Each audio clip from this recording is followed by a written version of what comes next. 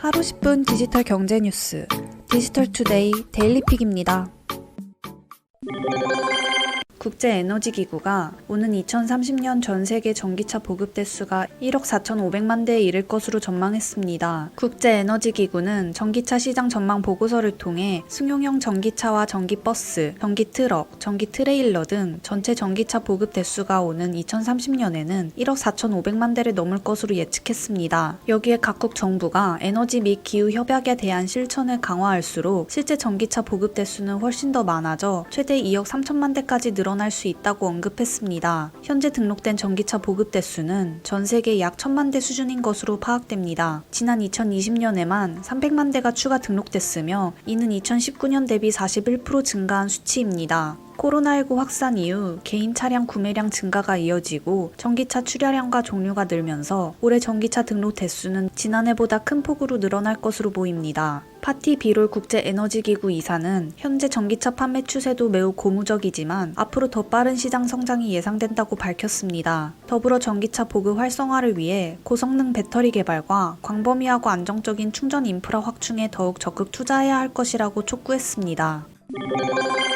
독일 자동차 업체 폭스바겐이 자율주행 기술 내재화를 선언했습니다. 로이터 등 외신은 헤르베르트 디스 폭스바겐 그룹 회장이 독일 현지 언론과의 인터뷰에서 자율주행 기술 내재화를 언급했다고 보도했습니다. 그는 자율주행 차량용 고성능 칩과 필수 소프트웨어를 직접 설계하고 개발할 계획이라고 말했습니다. 차세대 전동화 추세에 맞춰 자동차 하드웨어와 소프트웨어에 대한 높은 요구사항을 달성하기 위해서는 기술 내재화가 필수적이라는 점을 강조한 것입니다. 디스 회장은 직접 반도체 칩을 만들지는 않겠지만 관련 특허를 확보하고 설계 능력을 갖추는 것이 필요하다고 강조했습니다. 특히 소프트웨어 개발과 통합 능력을 확장하는 것이 매우 중요하다고 덧붙였습니다. 이에 따라 폭스바겐 그룹 내부 소프트웨어 개발 조직의 역량을 대폭 강화할 방침이라고 밝혔습니다. 현재 자체적인 전기차 소프트웨어 개발 역량과 통합 반도체 칩을 갖춘 완성차 업체는 테슬라가 유일합니다. 폭스바겐과 더불어 독일의 다임러도 지난해 엔비디아와 손잡고 메르세데스 벤츠 브랜드에 쓰일 차세대 차량용 반도체 칩과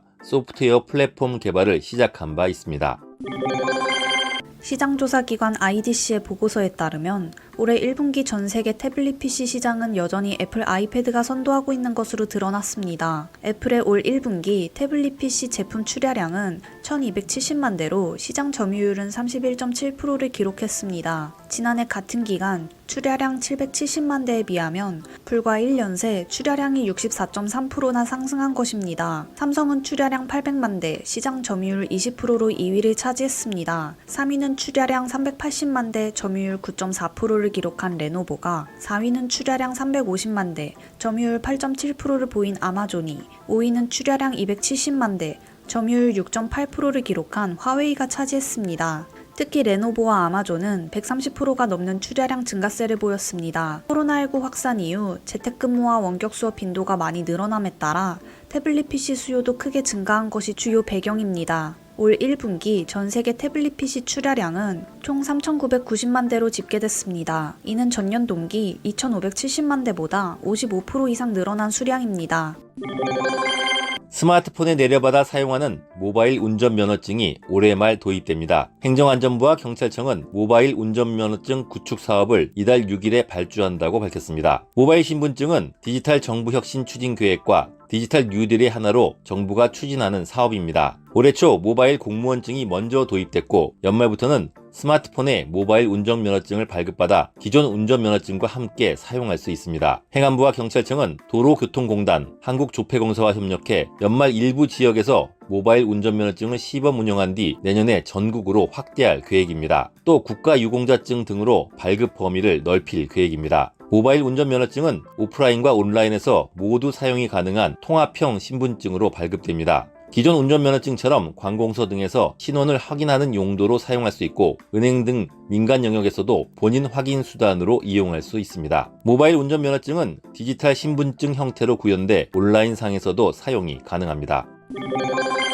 워렌 버핏의 평생 동업자로 널리 알려진 찰스 먼거 버크셔 해서웨이 부회장이 가상자산 산업에 대한 부정적인 견해를 밝혔습니다. 버크셔 해서웨이 주주총회에 참석한 찰스 먼거는 비트코인의 가치에 대해 묻는 질문에 그는 비트코인의 성공을 좋아하지 않는다고 운을 떼었습니다. 곧 이어 내가 있는 자리에서 가상자산을 화제로 올리는 것은 도발적인 행위라며 가상자산의 발전은 문명의 이익에 반하는 것이며 이러한 양상을 혐오스럽게 생각한다고 말했습니다. 찰스 먼거 부회장과 더불어 워렌 버핏 회장도 과거 비트코인 등 가상자산에 대한 부정적인 견해를 밝힌 바 있습니다. 그는 2018년 투자자 서한을 통해 비트코인은 쥐약이라며 비난을 퍼붓기도 했습니다. 그러나 현재 버핏 회장은 가상자산과 블록체인 기술을 분리하며 블록체인 기술은 중요한 미래 기술 중 하나라며 잠재력을 인정하고 있습니다.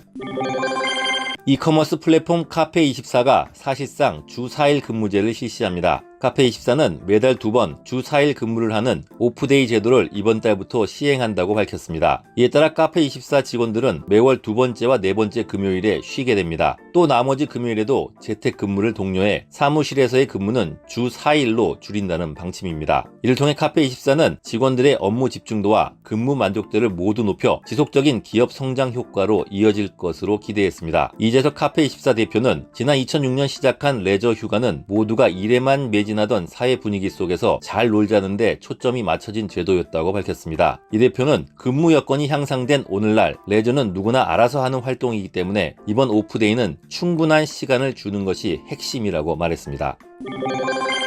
삼성전자가 아모레 퍼시픽과 협력해 갤럭시 버즈 프로 위드 라네즈 네오 쿠션 콜라보라해 스페셜 패키지를 12일 출시합니다. 갤럭시 버즈 프로 위드 라네즈 네오 쿠션 콜라보라해 패키지는 팬텀 바이올렛 색상의 갤럭시 버즈 프로와 아모레 퍼시픽의 뷰티 브랜드인 라네즈의 인기 쿠션 파운데이션 라네즈 네오 쿠션으로 구성되었습니다. 삼성전자는 갤럭시 버즈 프로와 네오 쿠션 두 제품의 외관 디자인이 둥근 사각형으로 유사하다는 것에 착안해 이번 패키지를 기획하게 됐다고 설명했습니다. 패키지에 포함된 라네즈 네오 쿠션 제품은 팬텀 바이올렛 색상의 고급스러운 무광 소재를 적용하는 등 갤럭시 버즈 프로와 동일한 컨셉으로 완성되었으며 패키지에도 팬텀 바이올렛 색상이 적용됐습니다. 이번 패키지는 국내 뷰티 플랫폼 파우더룸에서 3일 최초 공개되며 11일에는 네이버 쇼핑 라이브에서 사전 판매가 진행됩니다. 우리나라 대도시에 사는 40대 소득자는 세후 월 평균 468만 원을 벌어 이 가운데 73%를 생활비와 자녀 교육비로 쓰고 있는 것으로 나타났습니다. 저축과 투자에 쓰인 돈은 27%인 126만 원에 그쳤고 자기 집이 있는 경우는 절반을 조금 넘었습니다. 하나은행 백년행복연구센터와 한국리서치가 지난해 11월 서울과 대전, 대구, 부산, 광주에 사는 40대 소득자 1000명을 대상으로 벌인 설문조사 결과를 담은 대한민국 40대가 사는 법이라는 보고서를 통해 이같이 밝혔습니다. 또 미혼일 때 소득보다 기혼일 때 소득이 높고 맞벌이 가구 소득은 월 615만 원으로 외벌이 소득 월 430만 원보다 1.4배 많았습니다. 40대 소득자의 65%는 현재 소득이 생활비와 재테크 등을 하기에는 부족하다고 평가했습니다. 앞으로 10년간 소득 전망을 묻자 39%는 증가할 것이라고 예상했지만 30%는 감소할 것이라고 전망했습니다. 40대가 보유한 총 자산은 평균 4억 1천만 원, 중위값 2억 5천만 원이었습니다. 40대의 절반 이상이 총 자산이 3억 원 미만이라고 대답했고 10억 원 이상인 사람은 12%였습니다. 금융자산은 평균 7천만 원, 중위값 4천만 원이었으며 1억 원 이상 보유한 비중은 약 28%였습니다. 40대 소득자 가운데 본인 또는 배우자 명의의 주택을 소유한 비중은 절반을 조금 넘는 56%였습니다. 하지만 서울 거주자는 주택 보유율이 50%로 4대 광역시 거주자 63%보다 크게 낮았습니다. 행복한 하루 디지털투데이였습니다.